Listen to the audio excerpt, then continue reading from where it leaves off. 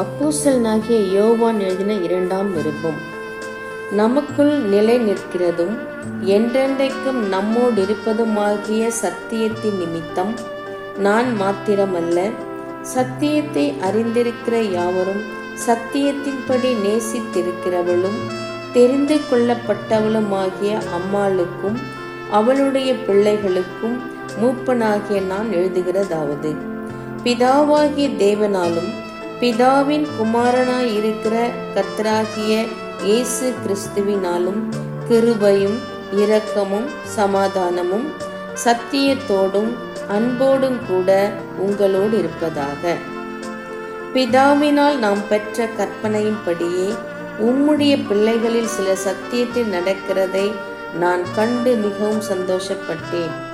இப்பொழுதும் அம்மாளே, நாம் ஒருவரில் ஒருவர் அன்பு கூற வேண்டும் என்று உமக்கு புதிய கற்பனையாக எழுதாமல் ஆதி முதல் நமக்கு உண்டாயிருக்கிற கற்பனையாக எழுதி உம்மை வேண்டிக் கொள்ளுகிறேன்.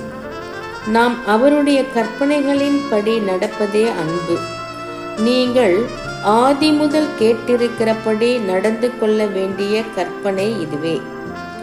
மாம்சத்தில் வந்த இயேசு கிறிஸ்துவை அறிக்கை பண்ணாத அநேக வஞ்சகர் உலகத்திலே தோன்றி இருக்கிறார்கள்.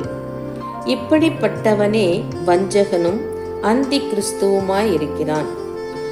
உங்கள் செய்கைகளின் பலனை இழந்து போகாமல் பூரண பலனை பெறும்படிக்கு எச்சரிக்கையாயிருங்கள். கிறிஸ்துவின் உபதேசத்திலே நிலைத்திராமல் மீறி நடக்கிற எவனும் தேவனை உடையவன் அல்ல. கிறிஸ்துவின் உபதேசத்தில் நிலைத்திருக்கிறவனோ பிதாவையும் குமாரனையும் உடையவன்.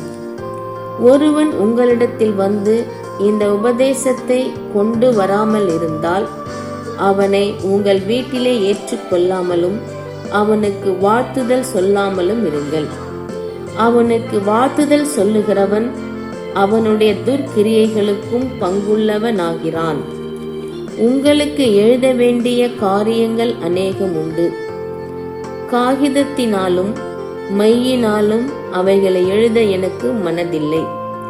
உங்களுடைய சந்தோஷம் நிறைவாயிருக்கும்படிக்கு உங்களிடத்தில் வந்து முகமுகமாய் பேசலாம் என்று நம்பியிருக்கிறேன்.